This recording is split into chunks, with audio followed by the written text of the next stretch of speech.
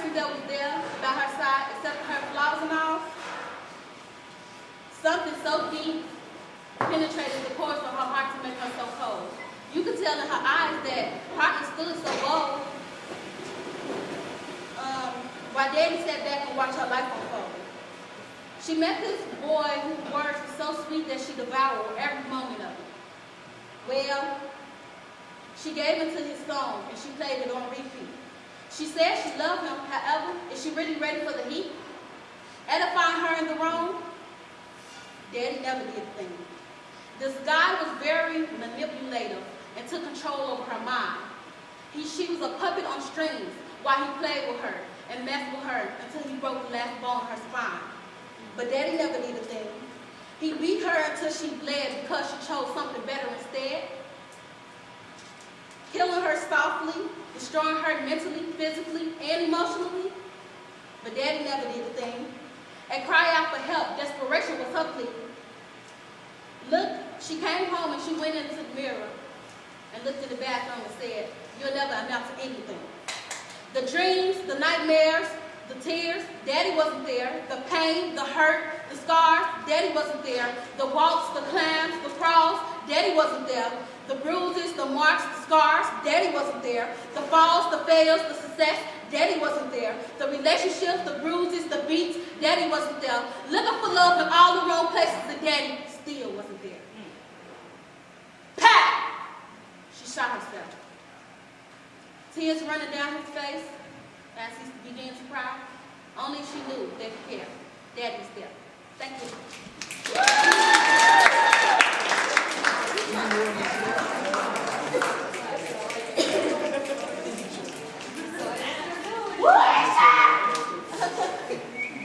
Okay, our second poet for the night is Andrea Yargle. She is 21 years old and she's a senior at EIU. She's also from Chicago. Please welcome her to the stage.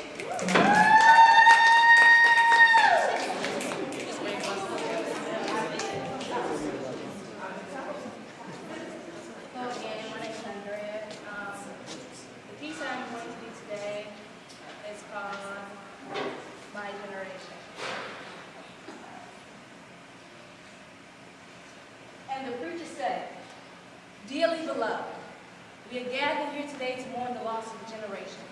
One that died a slow and painful death. You see, from the time I was born up until now, I've sat in classrooms that look like cemeteries, walked in neighborhoods where brothers stood on corners like corpses, thick medallions dangled from their necks like many tombstones over their hearts, exhausted from grief, beating without love for God and His only begotten Son. See, no one's told them that they're still living, so for them, reality has only begun, and I stand amazed as I look into the faces of these beautiful, cold-blooded creatures whose virgin eyes have yet to be penetrated with tears of joy, whose lips only know how to curl down, never to crack a smile. They pack all their dreams inside a black and mild, inhale their destinies, let it swell up in their lungs until it comes a time when they must exhale their greatest ambitions. And society has learned to say that we put ourselves in these positions. When we grew up in neighborhoods where the ozone was so choked up from weed smoke and gunpowder that our prayers can never make it to heaven. So if no one will stop to mourn for them, I will. If everyone thinks that sending their condolences is a lost cause, then I'll write them a eulogy like no other. Grab his pen and paper and visit every ghetto in the USA totally unafraid, because, yea, though I walk through the valley of the shadow of death, I shall write to resurrect, telling them stories of slave ships and boundless plantations, and how the voices of Betsy Smith and Sarah Vaughan once people through the nation, singing broken-hearted melodies and blues for Alabama skies, and how the words of Phyllis Wheatley and Frederick Douglass taught us that the beauty of a struggle is learning to make a way out of no way, and how the hands of our ancestors made us realize that life really isn't as hard as it seems, because there was a time when being at the end of your rope had a totally different meaning. Because even if it takes every last bit of strength left in me, I will press this pen to the page, hoping to replenish their souls with the poetry that I push, praying that when I'm done, there's just enough ink left in this pen to embalm their bodies with the same inspirational fluid used to write this poem, bringing them back to life. And although we're forced to send them right back home, to the devastation that left them dead in the first place, we know that one day their fathers and sons will thank us for allowing these black fathers funerals fit for kings and empowering them as human beings to spark the rise of the poetic nation, saving each other's lives.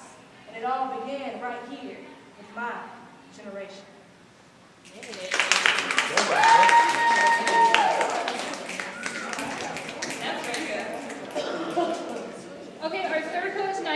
David Busboom. He is 20 years old and a junior here at EIU. He's from Champaign. Please welcome him to the stage.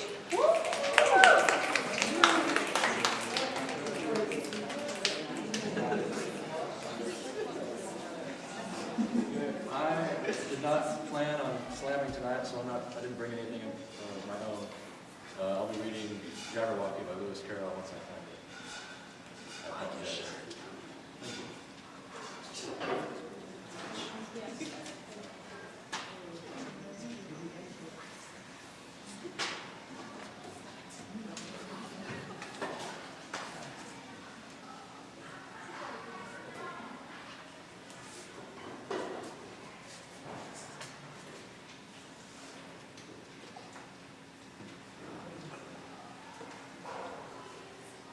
'Twas brillig, and the slithy toves did gyre and gimble in the wave. All mimsy were the borogoves, and the mome rats grave. Beware the jabberwock, my son, the jaws that bite, the claws that catch. Beware the jubjub bird, and shun the fruminous bandersnatch. He took his vorpal sword in hand, long time the man's own foe he sought. So rested he by the tumtum tree, and stood a while in thought. And as in uffish thought he stood, the jabberwock with eyes of flame came whiffling through the toady wood, and burbled as it came. 1, 2, 1, 2, and through, the vorpal blade went snicker-snack. He left it dead, and with its head he went galumphing back. And hast thou slain the jabberwock? Come to my arms, my beamish boy. O frabjous day, callooh, callay, he chortled in his joy. 'Twas brillig, and the slithy toves did gyre and gimble in the wave. All mimsy were the borogoves, and the mome rats outgave.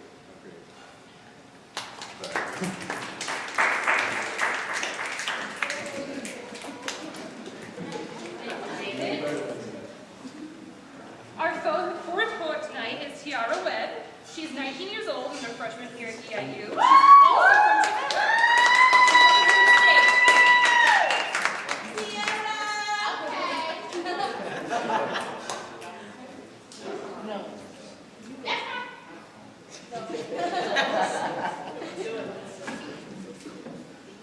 Alright, my name is Sierra, but I go by Mellow T. That's my stage name. And the piece I'm going to be performing is called Yelling. Why do I feel so alone? That everybody got a mask on and I'm not heard even if I'm yelling through speakers. Everyone is still like an old piece of gum. No Halloween, but I'm boring amongst creatures.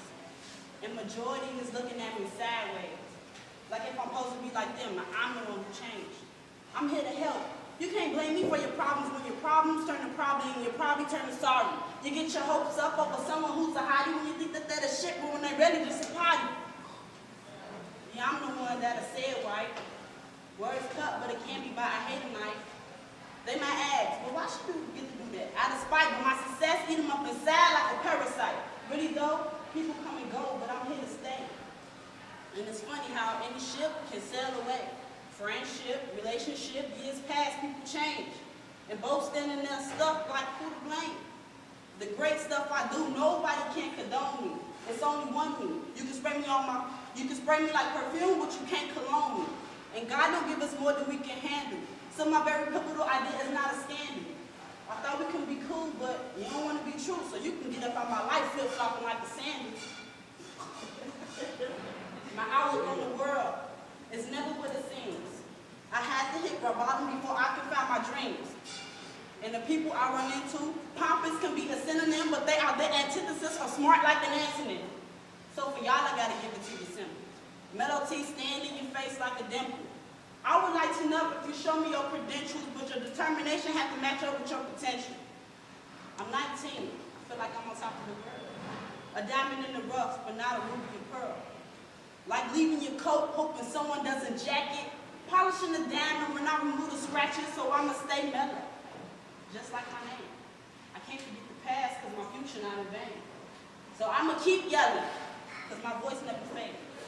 And you're going to listen. I'll buy you a hearing aid.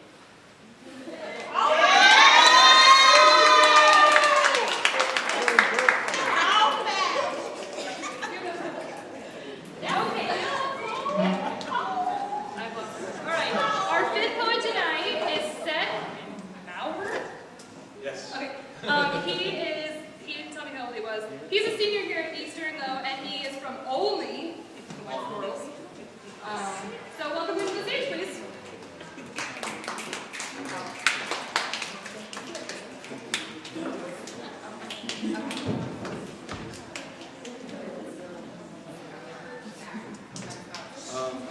I didn't prepare anything, but I'm going to read 2 poems. One, I read on the bathroom stall, and I thought I'd share it with everybody.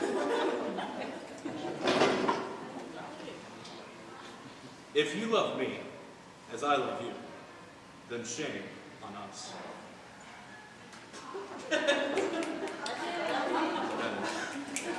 Thank you. It's nice to live in a world where there's poetry on bathroom. That's what I said. It's cute.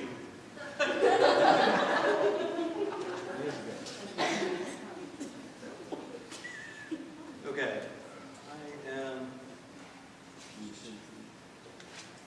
I feel really bad because I didn't have this completely prepared, and I had it right here.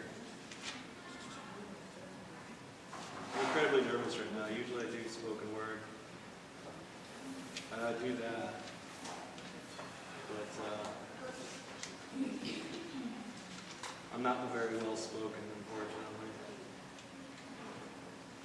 How come I can't find a poem when I really need to find a poem? It's really quite tragic.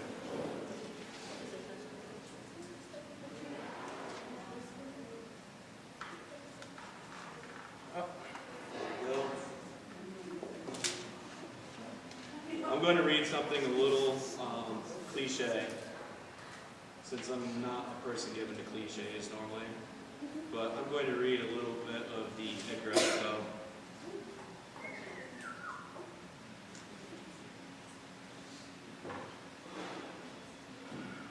This is to Helen. Helen, thy beauty is to me like those Nicean barks of yore, that gently o'er perfumed sea. That gently this weary, wayworn wanderer bore to his own native shore, on desperate seas, long wont to roam. Thy hyacinth hair, thy classic face. Thy naiad airs have brought me home to the glory that was Greece, and the grandeur that was Rome. Lo, in yon brilliant window niche, how statue-like I see thee stand, the agate lamp within thy hand. Ah, Psyche, from the regions which are Holy Land. Thank you.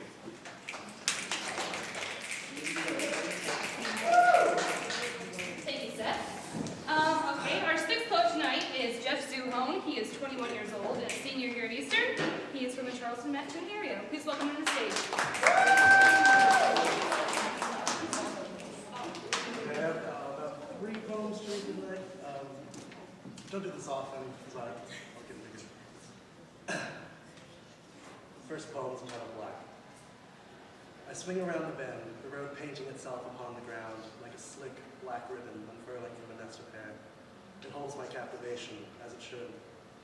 I sit here as I glide, seemingly unnoticed through the black landscape, like an ink pen making its way across black paper. The details seem all the more important. The lights cannot penetrate through the blackness enough. It leaves one feeling alone, vulnerable. Such is life, though. We imagine ourselves always in the light, always in control of what we do. We hardly realize the truth. We're not as much an ink pen as we are a scalpel, cutting into the black, natural landscape, leaving a split in the world. But this split, it's a powerful split. It's our lives, our splits. For, as I read on a wall in Copenhagen early 1 year ago, there's a crack in everything. That's how the light gets in, our light. Second one is silence. That word, each time I hear it, I'm closer to death. I take a step back each time that word is said.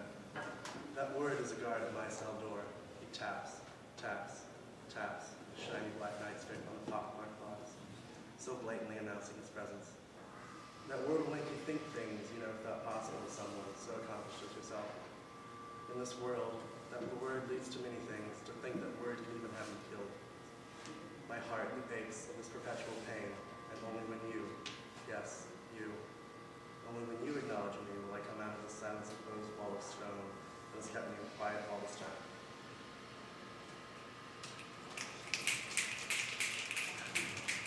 Last one is called consumption. Thoughts can seem complex. In fact, they are. Even ideas appear cacophony, but the emotion, the raw emotion, its simplicity. It starts in the stomach, a dull throb in the pit of your emotions, just behind the navel, swelling, rolling. It begins to define you. A throb is an ache of desperation now.